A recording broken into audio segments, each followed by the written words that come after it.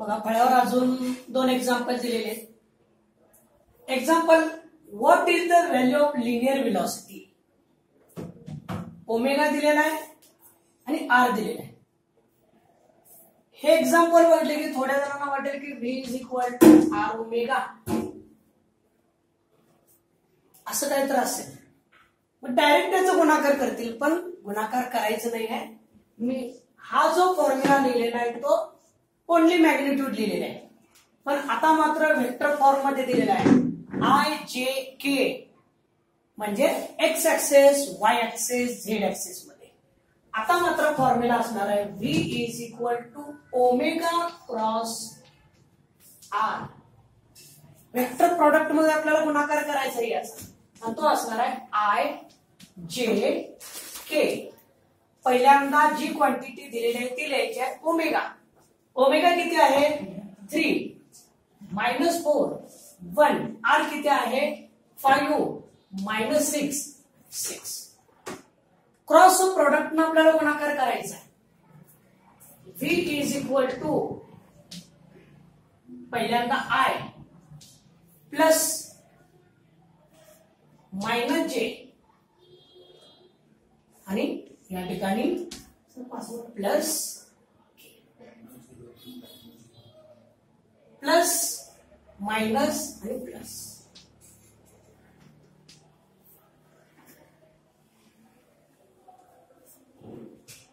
Direct जरी आपण करू शकतो याच्याहून. ही व्हॅल्यू पॉझिटिव्ह, ही व्हॅल्यू निगेटिव्ह, ही व्हॅल्यू पॉझिटिव्ह.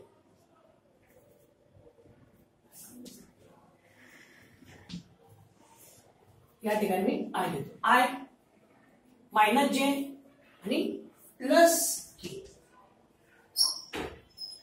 ज्याची व्हॅल्यू काढायची आहे त्याच्यावर हात ठेवायचा. आणि मॅग्निट्यूड बघा 6 into 4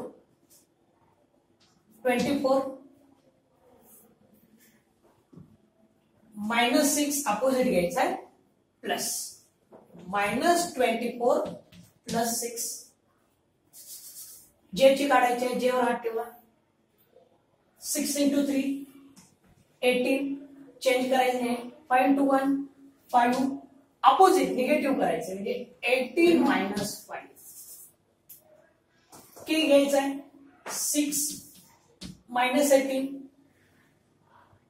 मायनस 20 अपोजिट करायचं आहे प्लस मायनस 18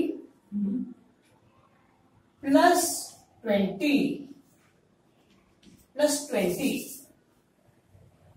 बघा प्लस मायनस प्लस आय इथे येणार आहे मायनस 18 मायनस जे. या ठिकाणी येणार आहे प्लस 13 आणि या ठिकाणी येईल प्लस मायनस 18 आय मायनस 13 जे प्लस 2k. त्याला आन्सर इथपर्यंत विचारलं तर इतकंच लिहायचं. पण समजा पेपरमध्ये मॅग्निट्यूडच विचारले तर, मॅग्निट्यूड असेल तर याला मॉड घ्यायचं. ओनली मॅग्निट्यूड 18 चा स्क्वेअर 13 चा स्क्वेअर 2 चा स्क्वेअर असं सोडवू शकतोय. ऑप्शन काय आहे बघायचं. ऑप्शन असं असेल तर मॅग्निट्यूड विचारले तर मॉड.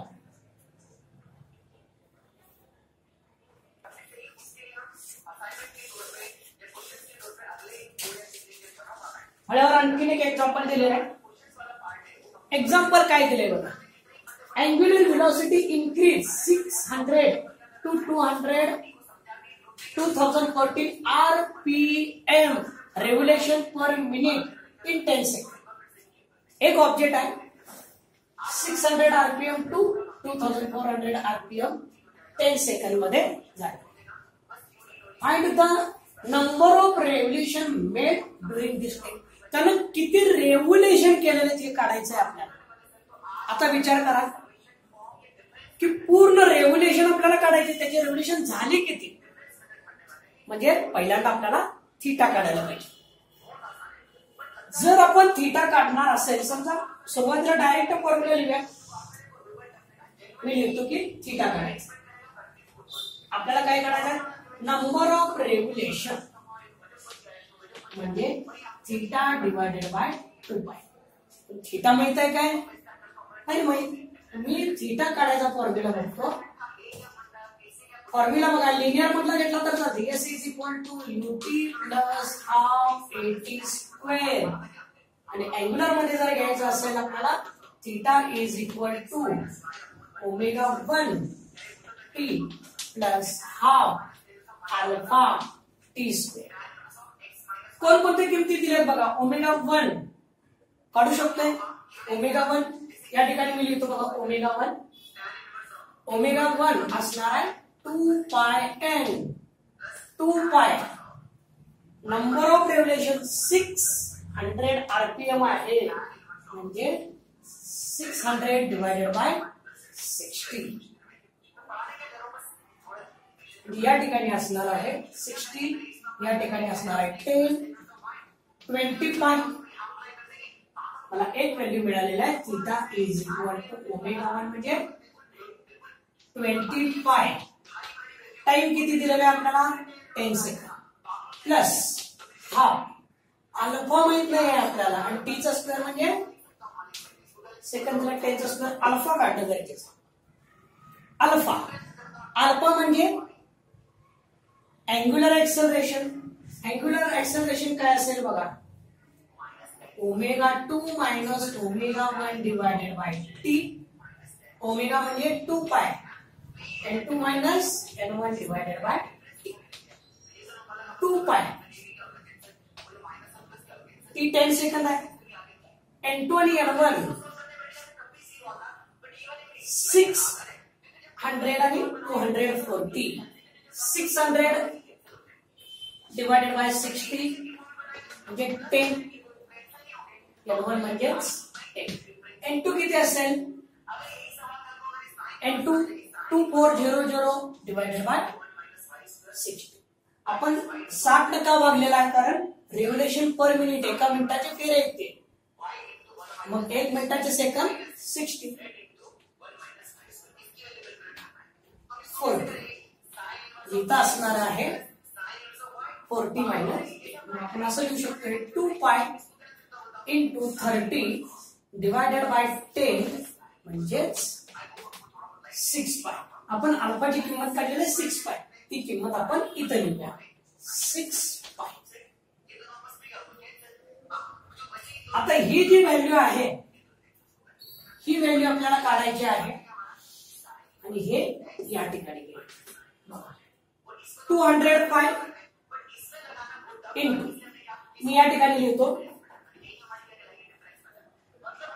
अल्फा, याची व्हॅल्यू या ठिकाणी लिहितो मी. ही व्हॅल्यू असेल 200 पाय प्लस 3 पाय इंटू 100. 200 पाय प्लस 300 पाय म्हणजे 500 पाय. पूर्ण थीटाची व्हॅल्यू असणार आहे 500 पाय डिवायडेड बाय 2 पाय. 2 पाय काय घेतलेलं बघा. 2 पाय म्हणजे पूर्ण एक सर्कल. आपल्याला काढायचा आहे number of revolution per second. पाय पाय कॅन्सल होणार आहे. 250 त्याचे 250 रेव्होल्यूशन होतील. बघा क्वेश्चन बघितलं की आपल्याला असं वाटेल की अतिशय अवघड आहे, पण स्टेप बाय स्टेप पुढे जायचं. काय आहे या ठिकाणी? सगळ्यात पहिल्यांदा आपल्याला फॉर्म्युला यायला पाहिजे. थिटा पण 2 पाय. थिटा त्याचा फॉर्म्युला लिहायचा. मग आपल्याला कोणती क्वांटिटी पाहिजे आहे ती स्टेप बाय स्टेप काढत जायचं आहे.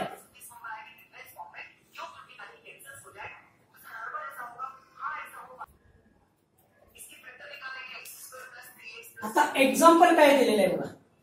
एक्झाम्पल दिलेलं आहे particle performing UCM circle of radius r, relation between centripetal acceleration a and kinetic energy E.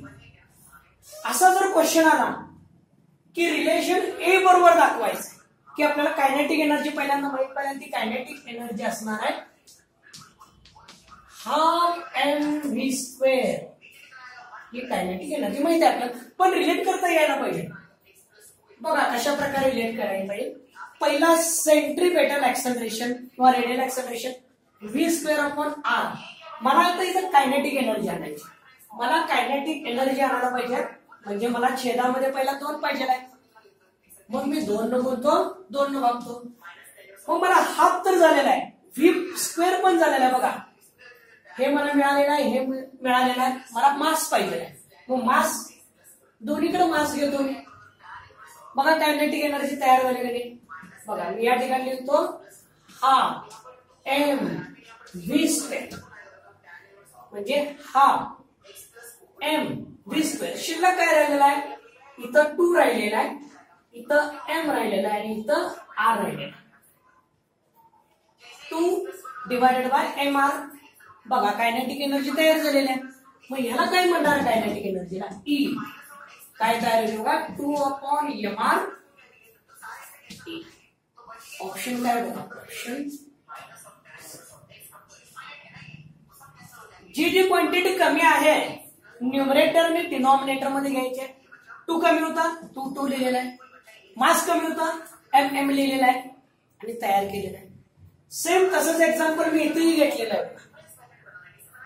आपल्याला ते कॉन्सेप्ट पर्यंत जायचा आहे, तो फॉर्म्युला आपल्या लक्षात असायला पाहिजे ऑन द स्पॉट. इथे तसं आहे, ratio of kinetic energy in UCM 4:1. Kinetic एनर्जीचा रेशो दिलेला आहे आणि आपल्याला घ्यायचा याच्यामध्ये momentum are kept constant, ratio of m1 आणि m2. m1 आणि m2 चा रेशो काय असेल, जरासं विचार करा काय असेल. याच कॉन्सेप्ट न सोडवायचं आहे आपल्याला.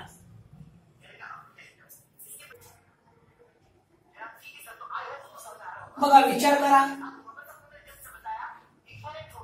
सुरुवातीला काय एनर्जी, एनर्जी काय हाफ mv². मला इथं मोमेंटम आणायचं आहे. मोमेंटम म्हणजे काय असणार आहे, मोमेंटम म्हणजे मास इंटू व्हेलॉसिटी.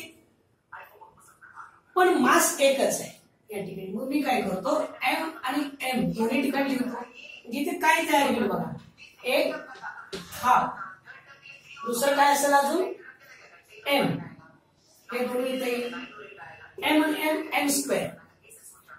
या ठिकाणी असेल m² v². मोमेंटम म्हणजे काय, p = mv. इथं आपण असं लिहू शकतोय p²/m. बघा याला आपण मोमेंटमच्या फॉर्मॅट मध्ये आणलेलं आहे. आता आपण मासचा विचार करायचा आहे.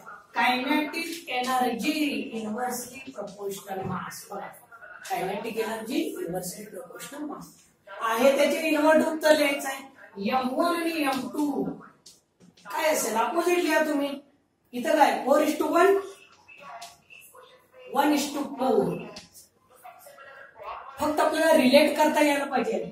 मी इथं काय सांगितलेलं आहे, जे कमी आहे ते परत न्यूमरेटर आणि डिनॉमिनेटर मध्ये घ्यायचं. 2 mm घेतलेले. इथं काय घेतलेलं आहे आपण, इथं आपण घेतलेलं आहे याच्यामध्ये मास पाहिजे आणि m घेतलेला आहे मोमेंट.